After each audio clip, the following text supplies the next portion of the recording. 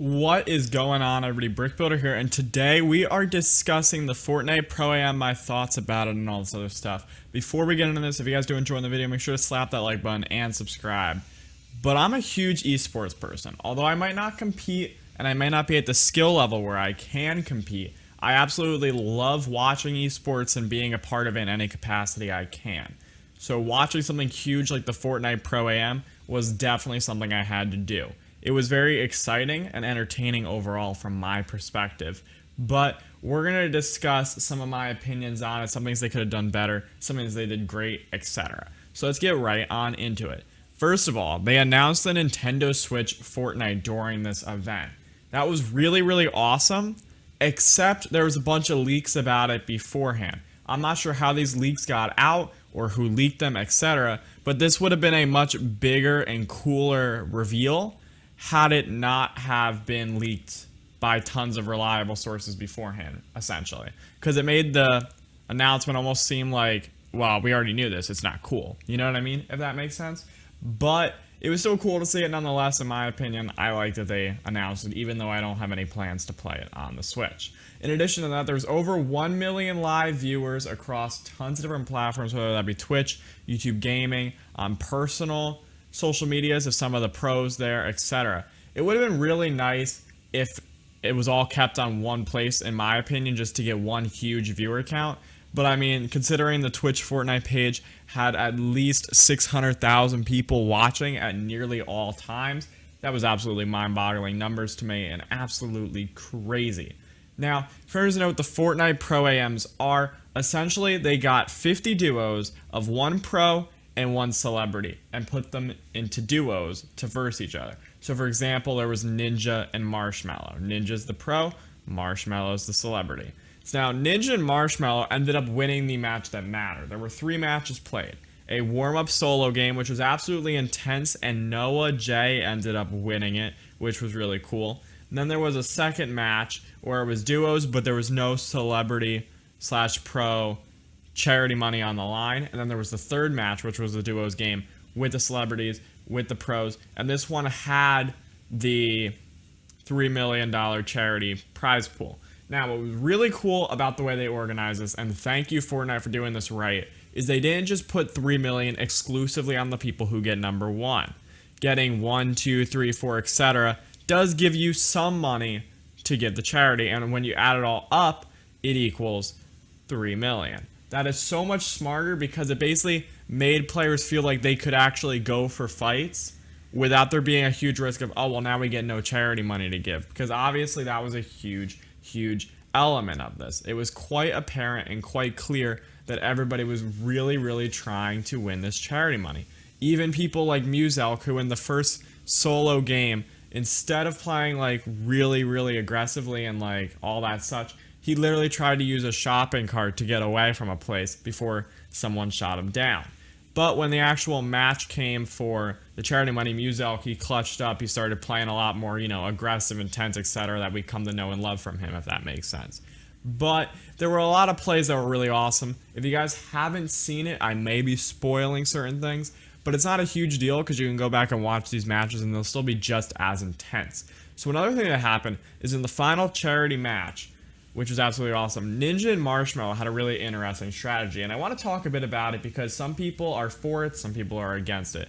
Basically, Ninja and Marshmallow, they stay on this mountain, they build a base, they get positioning.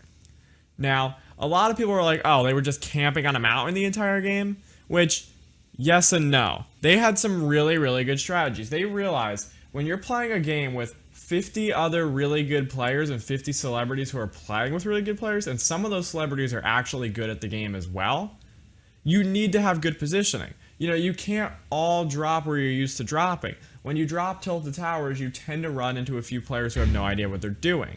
When you're playing against pros and celebrities who casually take over Tilted, everybody there is a legend, so everybody there is a huge fight. So you don't need to land crazy places like that. So Ninja and Marshmallow, they do some looting, and then they get on this mountain, they get positioning, and they keep that position, they hold that position.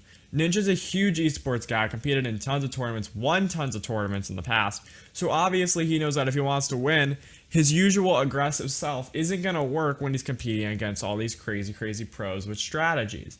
So, naturally, they decide to have good positioning. Some people say it's camping, but it's not realistically camping, it's realistically a smart strategy. Plus, there are no rules against it, so technically, they're not in the wrong. Plus, I mean, they did combine win $1 million to give to charity. So even if you argue that it wasn't fair, on the bright side, $1 million goes to help other people, which is absolutely crazy.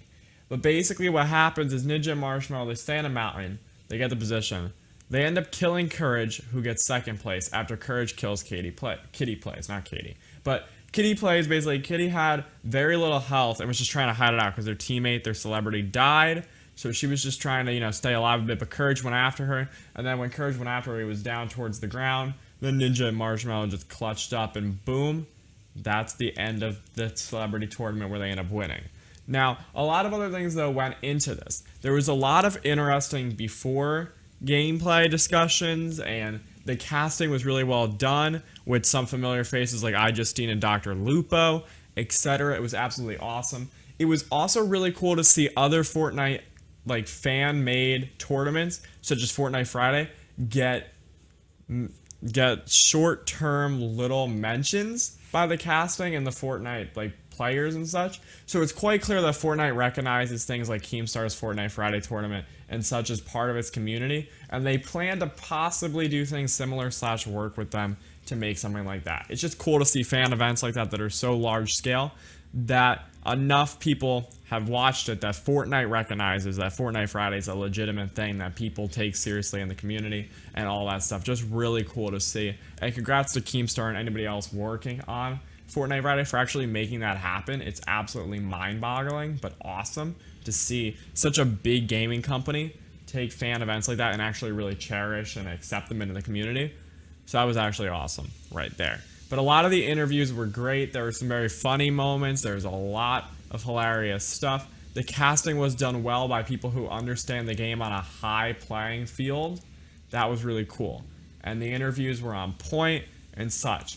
Now, one thing I'm going to say, they announced this esports spectating mode for the game, and I like it, but I feel like the people who are using it could have used it a little bit better. Some of the camera angles they were showing us were a little weird and not the best optimal angles in my opinion, but it comes down to personal preference whether I could have done a better job or not. I don't know yet. I haven't actually used the spectator esports mode because it's not out for public release, so there is that. In addition to that, they gave all the players all their skins, every skin that Fortnite has, which is cool just because then they could choose exactly what they wanted. I'm sure some of the guys were jealous that they don't own a Skull Trooper and then for one day they were able to use it type thing, and some people used it differently. Myth clearly went with the Skull Trooper, the classic, you know what I mean, but everybody knew it was Myth because he was using the Skull Trooper, so it really comes down to personal preference there, but I thought that was cool. But the big thing I also liked is on the map, whenever someone showed the map on the stream, you could actually see where everybody was at, which was absolutely awesome. And then there were a lot of jokes about bad mannering and doing emote dances on people and etc., which that's awesome. That is a huge part of the community. In addition to that, there was this really awesome beginning part of the stream where they do this boogie down challenge thing. Basically, they put dance moves and emotes on the screen. They had little kids and such in the audience dancing to them. Now, some people go, oh, that's cringy, that's stupid, that's a meme, why would you do that? I think that's absolutely awesome that they're encouraging kids to be happy in an environment where they're getting to meet some of their biggest idols and celebrities and pros and be a part of a game that actually is bigger than themselves, if that makes sense. I think that's awesome. I'm so glad Epic decided to do something like that. Whether or not other people agree with me or not is personal preference, but I just think that's such a huge thing that I love to see, and I hope they continue to do that in their future tournament events. Even though it might not be the most quote-unquote esportsy or quote-unquote professional or quote-unquote mature, it's definitely worth it nonetheless, and it's definitely an experience those kids are never going to forget, and it's definitely an emotion they're never going to forget. The pure happiness they got when they were able to dance in front of a bunch of people who they knew and loved and watched every single day on streams, videos, etc. Very awesome. It was also really cool to see that the celebrities they got were of all different sizes. So they didn't just pick celebrities solely on the fact of, oh, this guy has this many followers. They tried to choose people who seemed genuinely interested in the game. Whether or not they were good at it or not is besides the point. It just seems like they were genuinely interested in it, and I did like that quite a lot. We also got a bit more information about how the $100 million that they're going to be giving out in the 2018 and 2019 esports Fortnite Pro season will go. I'm not going to get too much into it, but all I can say is it's very awesome. And if you want to check out that, there's a giant forum link type thing from Epic themselves. In addition to that, they also ran a giant Gleam.io contest where you can get a VIP swag bag with tons of loot from all the sponsors and some Fortnite limited edition items and just really cool stuff overall. So that was really cool. I mean, there's a lot of entries, so your chances of winning it are very low, especially when some of the Gleam.io things give you 50 plus entries in. Either way, it's hard to win it, but if you do get lucky, that'll be very cool. And you got yourself a viral video, I guess, if you decide to post that on YouTube or Twitter or Instagram or whatever platform you decide to post that. But now this is the part where I ask you guys for your thoughts on the event, your thoughts on certain things, what you like better, what they could have done differently, etc. I want to get a giant conversation going down in the comment section, so don't be afraid to leave massive paragraphs of information if that's what you want to discuss. I am so interested in discussing this, people, because esports is something that recently I've become massively interested in. Even though I may not ever partake in esports events myself, I'm super interested in it, and I feel like I'm super passionate about the community and being a part of that. Even if I'm not going to be one of the pros or one of the celebs. Either way, that's my perspective on the Fortnite Pro Am.